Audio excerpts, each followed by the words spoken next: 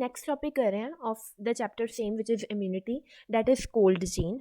तो सबसे पहले डेफिनेशन से पहले तुम ये समझो कोल्ड चेन है क्या, फिर डेफिनेशन समझ आएगी।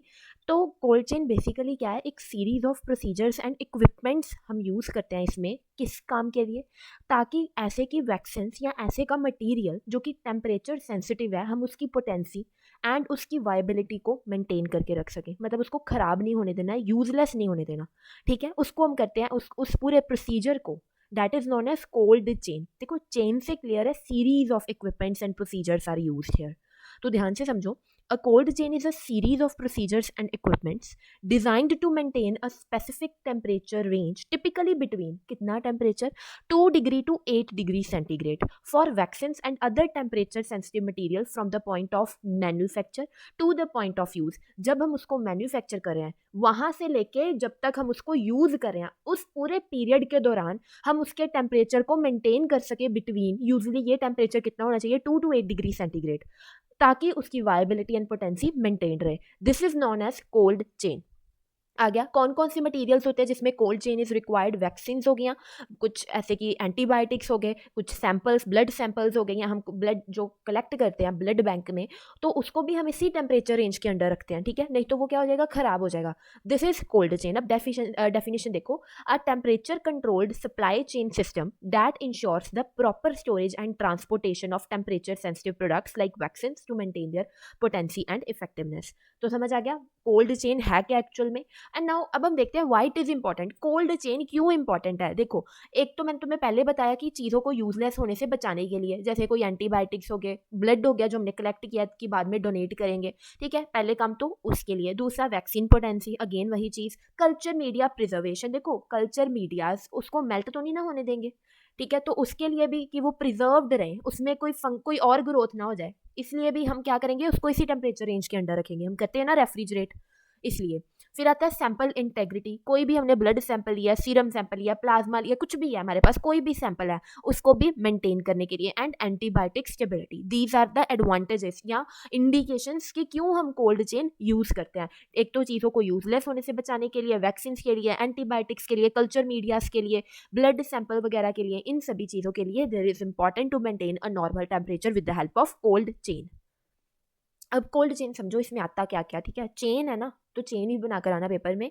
इसमें सबसे पहले देखो, कोई भी चीज़ है हमने उसको पहले कोल्ड स्टोर में रखना है, दैट इज कोल्ड स्टोरेज। अब रखा हुआ है, कभी ट्रांसपोर्ट भी तो करना है ना जहाँ पर वो चाहिए। दूसरा क्या है, ट्रांसपोर्टेशन। तीसरा, ट्रांसपोर्ट करते वक्त हैंडलिंग करनी है, तो हैंडलिंग करने वक्त भी टेम्परेचर इतना ही रखना है 2 to 8 के बीच में।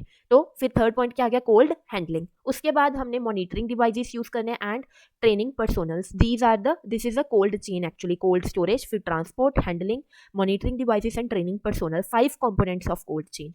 अब हमने ना कोल्ड जो चेन के कंपोनेंट्स है ना, अब हम उनको देखते हैं। सबसे पहले कोल्ड स्टोरेज फैसिलिटीज। अब तुम खुद दिमाग लगाओ, कोल्ड स्टोरेज फैसिलिटीज में क्या आएंगे, रेफ्रिजरेटर्स आएंगे, फ्रीजर्स आएंगे, एंड कोल्ड रूम्स होते हैं हॉस्पिटल्स में फॉर बल्क स्टोरेज, ये वालियाँ।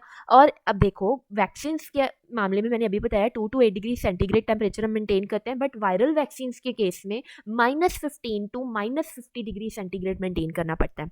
These are cold storage facility. पहला कंपोनेंट समझ आ गया कोल्ड स्टोरेज में क्या क्या आता है। ठीक है, उसके बाद आता है कोल्ड ट्रांसपोर्ट। अब हम ट्रांसपोर्ट कर रहे हैं, हमने स्टोर से अब जहाँ पर भी चाहिए तो हम ट्रांसपोर्ट तो करेंगे ना, उसमें हम क्या क्या चीज़ें यूज़ कर सकते हैं। उसमें insulated containers, cold boxes and refrigerated vehicles, these are some of the like components that are included in cold transport: insulated containers, cold boxes, refrigerated vehicles। उसके बाद आती है कोल्ड हैंडलिंग। देखो, जब हम उसको हैंडल कर रहे हैं ना, अब हम स्टोर से लेकर गए हैं, आगे जब भी हम उसको हैंडल करेंगे उस दौरान, उस पीरियड में भी हमें टेम्परेचर उतना ही रखना चाहिए जितना उस वैक्सीन को रिक्वायर्ड है, अदरवाइज टेम्परेचर विल स्पाइक। उसका मतलब क्या, एक मतलब बहुत जल्दी फ्लक्चुएट करेगा टेम्परेचर, जिसके कारण वैक्सीन खराब हो जाएगी, या कोई भी चीज़, कोई भी टेम्परेचर सेंसिटिव मटेरियल है। तो कोल्ड हैंडलिंग के दौरान हम कौन कौन सी चीज़ें यूज़ करते हैं, ice packs, dry ice and phase change materials, these are the things that can be used in cold handling. उसके बाद आते हैं मॉनिटरिंग डिवाइसेस। अब हम साइड बाय साइड मॉनिटर करते रहेंगे कि टेम्परेचर जितना चाहिए था उतना है या नहीं। उसके लिए हम डिवाइसेस कौन से यूज़ करते हैं, thermometers, data loggers and alarms. अब ये तुम्हें दोनों पता है, बट डाटा लॉगर्स क्या होते हैं, ये पोर्टेबल डिवाइसेस होते हैं which are use to measure the temperature only. ठीक है, ज़्यादा इसमें कंफ्यूज नहीं होना। मॉनिटरिंग डिवाइसेस में थर्मामीटर आएंगे, अलार्म्स आएंगे एंड डाटा लॉगर्स आएंगे। अलार्म कब, जब टेम्परेचर स्पाइक करेगा ना, स्पाइक का मतलब होता है बहुत जल्दी जो फ्लक्चुएशन होती है, तो तब alarm will ring. So these are the monitoring devices. फिर मैंने फिफ्थ एंड लास्ट कॉम्पोनेंट क्या है, trained personnels. Staff must be well trained in handling and emergency protocols for temperature excursions. तो ये 5 कंपोनेंट्स हैं जो हमने डिटेल में करने थे। बस लिखना क्या, इनके अंदर तुमने चीज़ें लिखनी है। कोल्ड स्टोरेज में हम क्या यूज़ करते हैं और क्यों कर रहे हैं, कोल्ड ट्रांसपोर्ट में हम कौन कौन सी चीज़ें यूज़ करें, कोल्ड हैंडलिंग में क्यों चाहिए और क्या क्या चीज़ें हम यूज़ कर सकते हैं, मॉनिटरिंग डिवाइसेस कौन कौन से यूज़ होते हैं, एंड ट्रेंड पर्सोनल का क्या पर्पस है। ठीक है, ये चीज़ें तुम्हें पता होनी चाहिए।